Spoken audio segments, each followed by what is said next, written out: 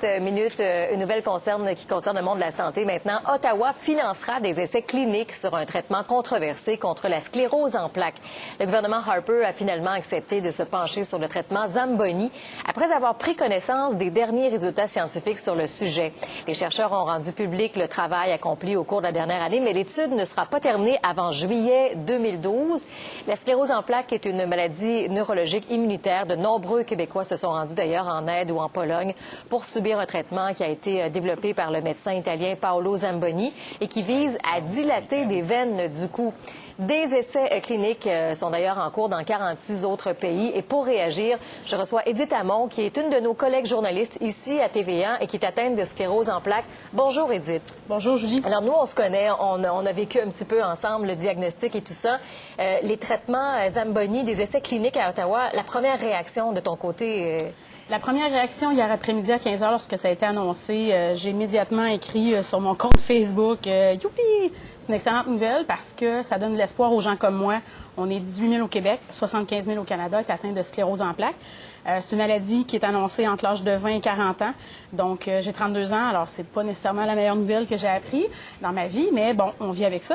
Oui, c'est une bonne nouvelle parce que ça donne de l'espoir. Et il faut comprendre que là, on n'est pas en train de dire aux gens qu'il y a un traitement pour guérir la sclérose en plaques. On s'entend, c'est tentatif. Zamboni, là, c'est la vénoplastie, c'est quelque chose qui est, on essaie. Oui. Quand on dit des études de phase 1 et de phase 2, qui vont être menées au Canada, c'est qu'on va prendre environ 200 personnes, 100 personnes qui vont avoir le placebo et 100 autres personnes qui vont effectivement avoir la vénoplastie qui consiste à déboucher les veines du cou.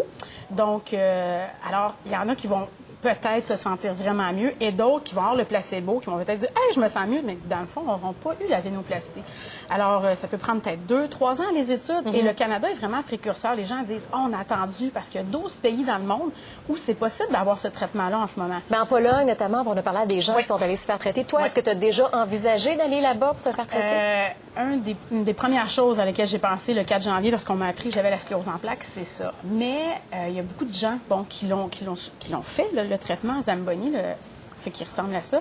Mais ça dure, l'effet, en moyenne 6 à 7 mois, où tu te sens moins fatigué, où tu as moins d'engourdissement. Il y a des problèmes urinaires, des fois, qui sont liés à ça. C'est pas le cas de tout le monde. C'est vraiment... La sclérose en plaques, c'est différent d'une personne à l'autre. Mais après, il faut le refaire? C'est ça, c'est que ce qui arrive avec la vénoplastie, c'est que les veines sont débouchées un certain temps, mais là, ils rebouchent. Fait que les gens retournent, ils vont en Inde, ils vont en Pologne 3, 4 fois. Parce qu'à un moment donné, c'est difficile sur le corps. Fait qu'il y a vraiment des dangers, entre guillemets, qui sont liés à ça, parce qu'il y en a qui vont avoir un stent dans le cou pour empêcher que la veine rebloque à nouveau, si on veut. Donc, il faut y penser à 2 fois. Alors, si un jour, on me dit... Edith, c'est sûr, il n'y a pas de problème, ça va guérir. Mais, tu sais, je comprends les gens, là. Lorsqu'au mois de mars, j'étais fatiguée à un point que je dormais 14 heures par jour, que tu n'as pas d'énergie pour te faire à manger, pour laver ton appartement, pour s'occuper de ton chat, bien là, il y a un problème, tu sais. Fait que c'est sûr, si on m'avait dit, Edith, tu vas être correct, j'aurais dit, go demain matin. Mais là, en ce moment, aller en Allemagne, tout ça, c'est des frais, là, tu sais, c'est entre 15 et 20 000. S'il y a des essais cliniques qui s'en viennent, toi, tu serais prête à y participer? J'ai des réserves. Je dis oui, mais tu sais, mon neurologue, qui est un des meilleurs au pays, Jean-Marc Girard, docteur Girard, ici à la clinique du CHUM, lui aussi a des réserves, puis je le comprends parce que, comme je vous dis, il y a des risques. Tu sais, tu te fais déboucher les veines une fois, ça va pour 6-7 mois, mais après ça, comme je vous dis, tu sais, c'est pas après, là. Je marche, moi, là, j'ai pas de problème. Tu sais, mon engourdissement aux jambes est disparu. Il n'y a vraiment pas de problème en ce moment, à part le fait que je suis encore très fatiguée et que la chaleur. Moi, une journée à 19 degrés comme aujourd'hui, c'est parfait pour moi parce que quand c'est trop chaud, quand c'est trop chaud, je m'endors, je suis fatiguée, puis ça atteint... je veux dire, ça bouffe le cerveau. Tu sais, la sclérose en plaques, c'est comme si ton cerveau devenait un gruyère, un fromage avec des trous.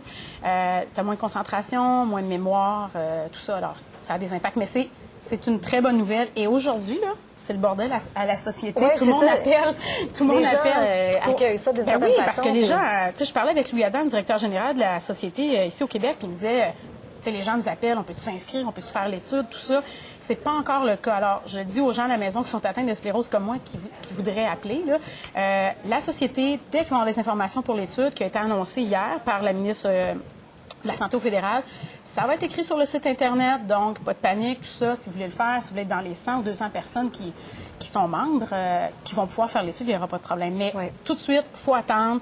Le fédéral a déjà fait un gros geste en annonçant que les études allaient être... C'est une bonne ouverture aussi. Oui, écoutez, c'était une nouvelle très, très, très importante hier. Là. Si j'avais été ici hier à TVA, ça aurait été le lead de mon bulletin de nouvelles.